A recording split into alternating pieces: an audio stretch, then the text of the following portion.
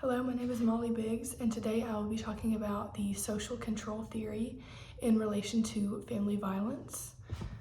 So this theory was developed by Travis Hershey, and it explains that people with strong social bonds to family, school, and community tend to be less deviant later in life.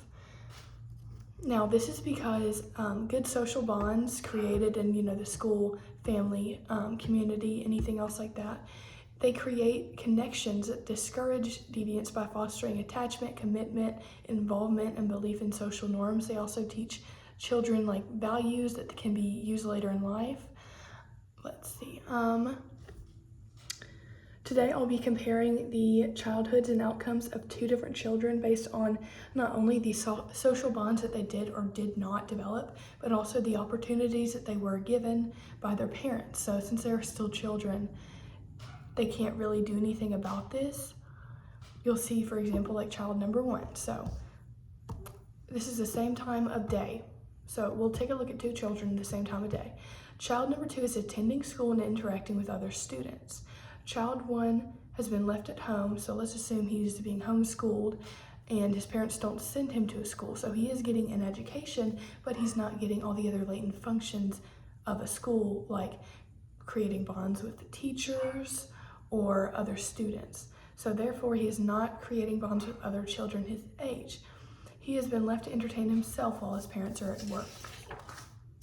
This deprives the child of community bonds and social experiences that are necessary for children early in life. So, aka developing bonds with teachers. So that's a very important thing to learn as a young child, is developing bonds with other adults that aren't just your parents or your grandparents.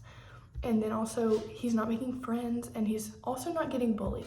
Now, this might not seem like a good thing, but being bullied can teach a child what it feels like to be bullied. So therefore, it can teach them not to bully in, later in their life. Okay, so now we see child 1 and child 2 later on in the day. So this is after school activities. Child 2 is playing a soccer game with her soccer team.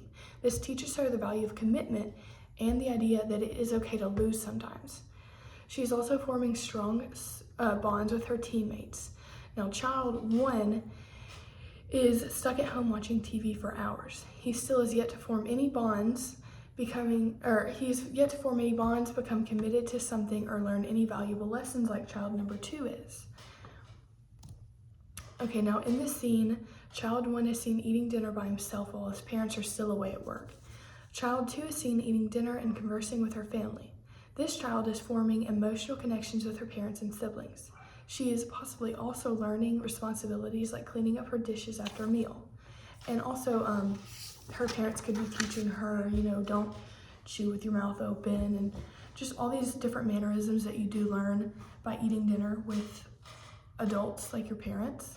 So in this case, child 2 is not eating dinner with his family, learning all these important lessons. Dinner time with loved ones is also an important time to instill important values, beliefs, and norms into a child, and child number 1 is being deprived of this. So now this is child 1 as an adult and child 2 as an adult. So it says, after years of the same routines, child 1 is more likely to take part in deviant behavior in the future because he was not given the opportunity to create bonds and learn valuable information like child 2 did.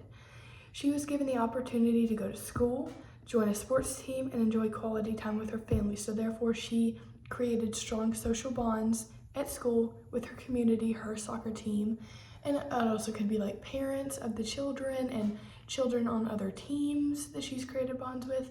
And then she created bonds with her family. Although just because an individual's childhood looks more like 1 or 2, there is a decent chance they will not end up the same way. This is one of the faults of this theory. Many people who grew up much like child 1 have never deviated from the norm, whereas individuals who grew up with the same opportunities as child 2 may still commit crimes. This theory is just important, I think, for police officers and social workers, so that when an individual does commit crimes, it can kind of give them a look into their childhood and how they learned to live and what norms that they did or did not learn.